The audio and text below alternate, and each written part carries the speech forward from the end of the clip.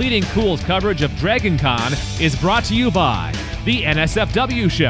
Join magician Brian Brushwood with sidekick Justin Robert Young for a weekly irreverent fun fest featuring unusual guests and strange and wonderful tales. And check out their live Dragon Con panel Sunday night at 8 p.m. in Hilton's Crystal Ballroom. And Zepocalypse, a survival board game. Start in a fallout shelter and live day to day in a world torn apart by the Walking Dead. Order it at greenbriergames.com/Zepocalypse. Oh, that's all right. Not a problem. You're the problem. That's true. Always the problem. Robin, the boy blunder. We have had more fun together. He rides me, I kid him, but we have a great time. And especially doing Batman, because every day, every hour, it presented a new problem, but new laughs. And that's how we did the show on several levels. For the fun, as you get older, to see the gags and the jokes, and when you're kids, to be caught up in all that splash and adventure and learn how to live your lives. A Batman line, and that's why I'm here, Bert's here today on time. Batman would say, Robin, better to be 3 hours early than a minute late. Those homilies, you see, they worked.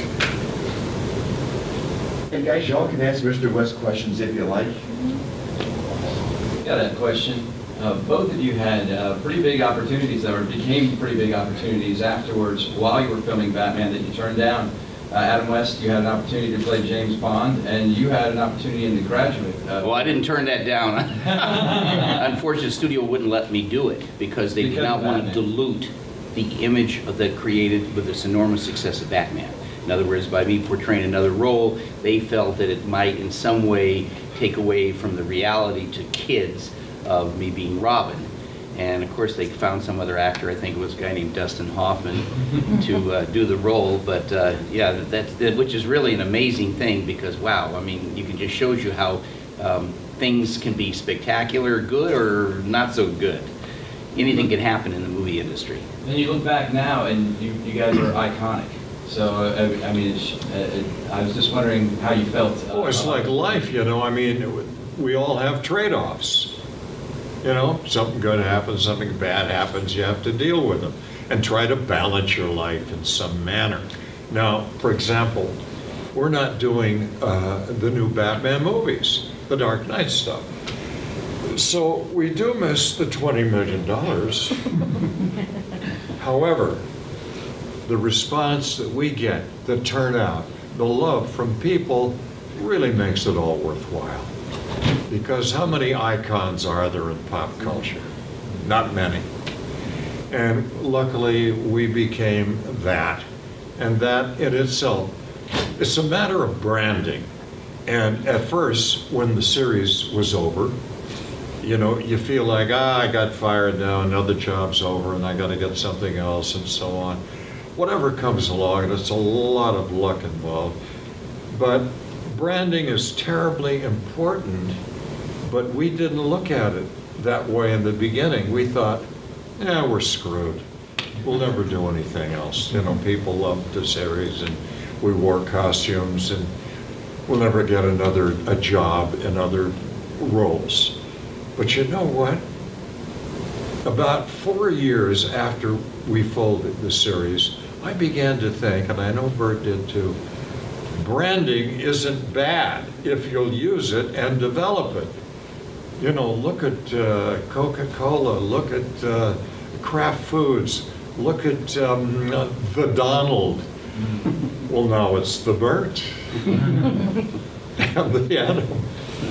You know, it's just a matter of branding and writing with it and adjusting to it. Like anything else in life, you adjust to the problems if you can. It takes a lot of drinking.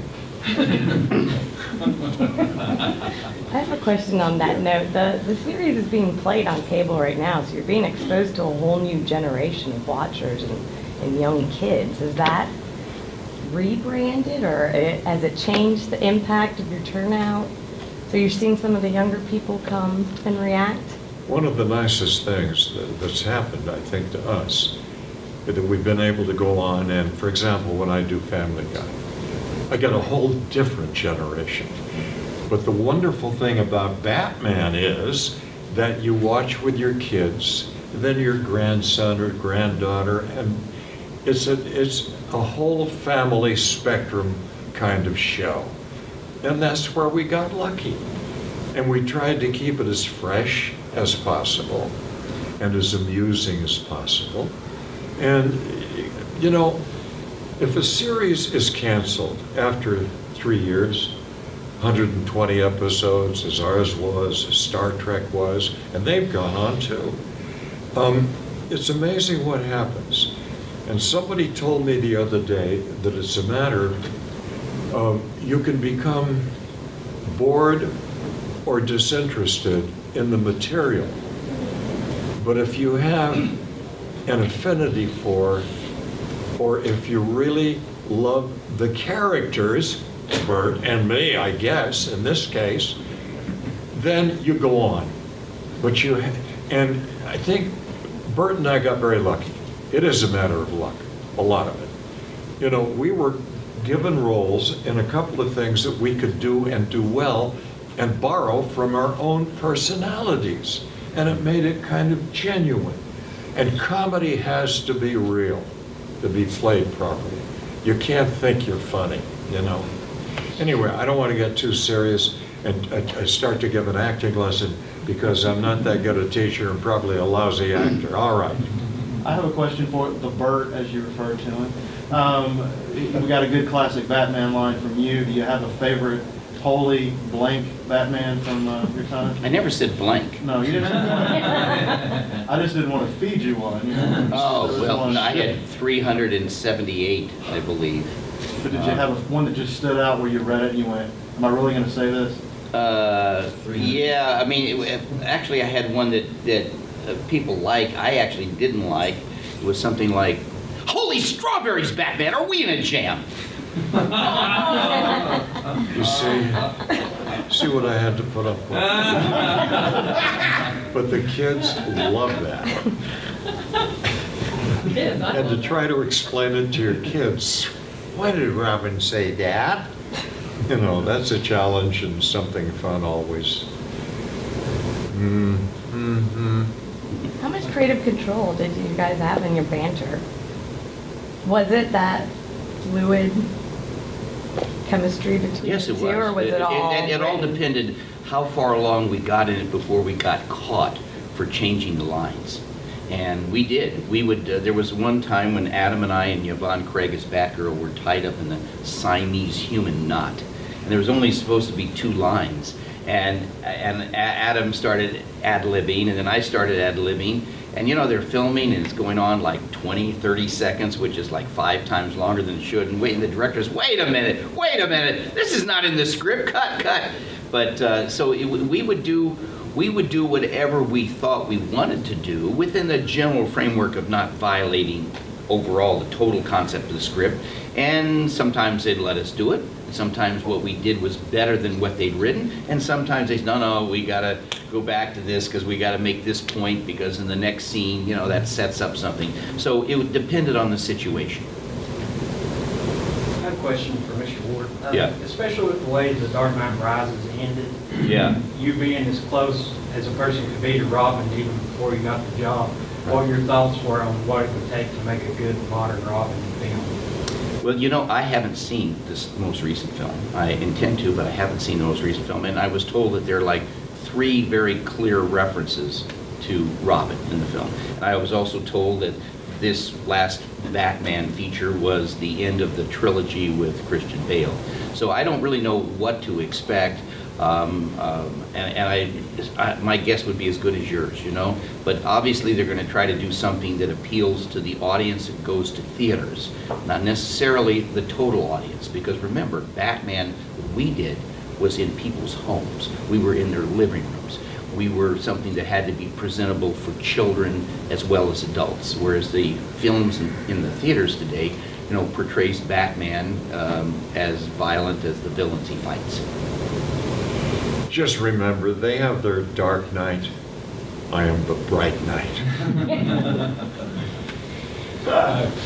Guys, we got one more minute left, so. Anything you want. This question is for Burt. I was wondering if you could talk a little bit about working and doing, stage fighting with Bruce Lee. And, were you able to teach him anything? Or? Well, no. Well, let me explain. Bruce and I lived in the same condominium complex. And so even though we had a scene together where we fought on Batman, because we had the same executive producer, William Dozier, who was producing the film, and the series that he was going to be in with, Van Williams. So Bruce and I actually sparred. We actually did the fighting together, but it wasn't part of that. So when we did the scene on Batman,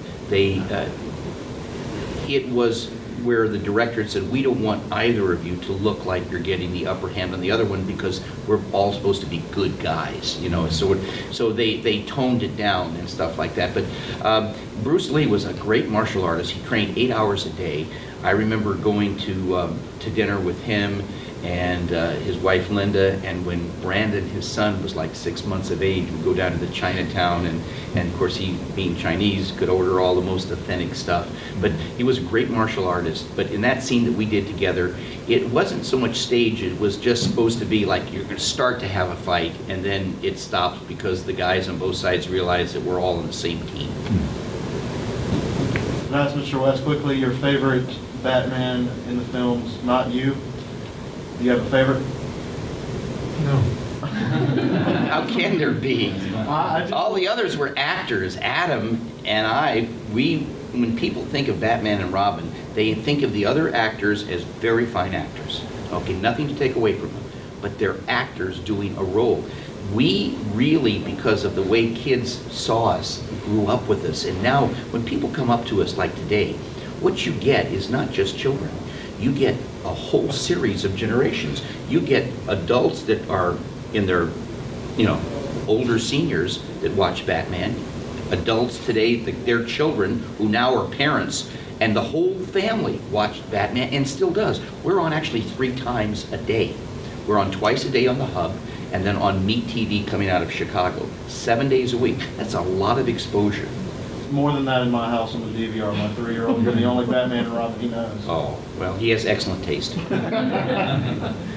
Were either of you ever asked to do a Stanley style cameo, and Tim Burton, Schumacher, Christopher Nolan? I wasn't, and I don't know, I can't speak for Adam, but I believe that the position they took was that they wanted to stay away from anything that could have any kind of lightness or comedy to it, because they were trying to portray this very dark night. Even Schumacher? Well, that's a whole different kind of thing. Mr. West, did anything ever come your way like that? A Stanley style cameo in the films? No. How do you feel about playing Mayor of Quahog?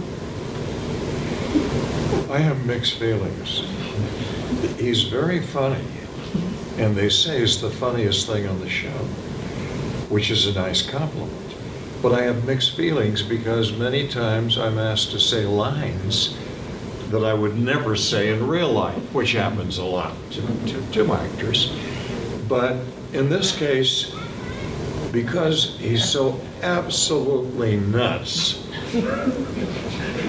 and I can use the quirkier parts of my personality. And there are plenty. Shut up. And I can magnify that stuff. It's really fun to do. Thank you folks for making us and me an Atlanta citizen. Oh yeah, we were given Really that good. award today. This I is- thought it was an arrest. We were going to get arrested. So did and I. it turned out that we were actually getting an award. This is Adam West Day, and we appreciate your attention. Thank you. Thanks, all. Thank We you very will much. go on as you will.